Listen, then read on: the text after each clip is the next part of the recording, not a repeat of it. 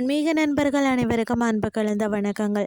இன்றைக்கு நாங்கள் ஆன்மீகம் சம்பந்தமான பதிவில் முன்னோர் தர்ப்பண பலன் தரக்கூடிய மட்டக்களப்பின் அதிசயம் மாமாங்க பிள்ளையாரை பற்றி தான் நாம் இன்றைக்கு பார்க்க போகிறோம்.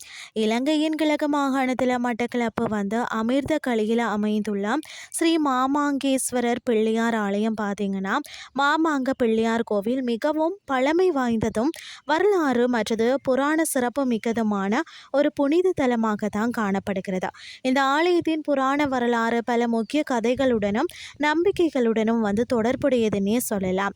என்னன்னு சொல்லி பார்த்தீங்கன்னா, ராமாயண போருக்கு பிறகு ராவணனை கொன்றதால் ஏற்பட்ட பிரம்மகதி தோஷத்தையும் போரில் இறந்த தன் முன்னோர்களின் ஆன்ம சாந்திக்காகவும் ராமபிரான் இலங்கை தீவில் பல இடங்களில் சிவலிங்க பிரதிஷ்டையும் அதாவது பிதிர் கடன்களும் செய்தார் என்பது நம்பிக்கையாக இருக்கிறது.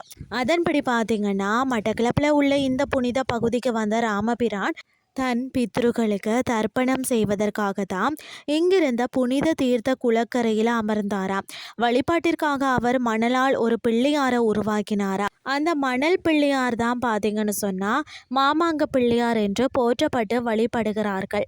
புராண கதைகளின்படி பார்த்தீங்கன்னா, மாமுனி என்ற மகரிஷி ஒருவர் இந்த தலத்தில் சிவபெருமான குறித்து கடுந்தவம் புரிந்தாராம். அவரின் தவத்திற்கு மெச்சி சிவபெருமானும் பிள்ளையாரும் காட்சி கொடுத்ததால் மாமுனி அங்கிருந்த இடம் என்பது மருவி மாமாங்கம் என்றதானதாக கூறப்படுகிறது. மற்றொரு கதையின்படி பார்த்தீங்கன்னு சொன்னால், முக்கணிகளில் முதன்மையான அதாவது மாங்கனிய விநாயக பெருமான் தன் பெற்றோரை சுற்றி பெற்ற புராண நிகழ்வோடும் இந்த தலத்தின் பெயர் தொடர்பு படுத்தப்படுகிறது அப்படின்னு சொல்லியும் சொல்லப்படுகிறது.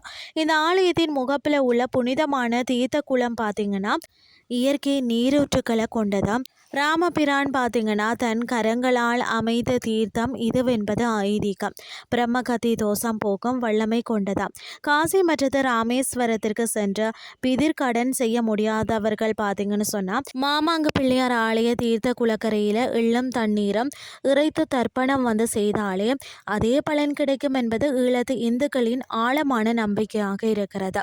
ஆடி அமாவாசை மகோத்சவம் ஒவ்வொரு ஆண்டும் பார்த்தீங்கன்னா ஆடி மாதத்தில் 10 நாட்கள் நடைபெறும் திருவிழா ஆடி அமாவாசை என்று நடைபெறும் வரலாற்று சிறப்புமிக்க தீர்த்தோற்சவத்துடன் நிறைவடைகிறது. அந்த நாளில் ஆயிரக்கணக்கான பக்தர்கள் தீர்த்த குளக்கரையில் நீராடி தங்கள் முன்னோர்களுக்கு தர்ப்பணம் கொடுத்து வழிபாடு செய்கிறார்கள்.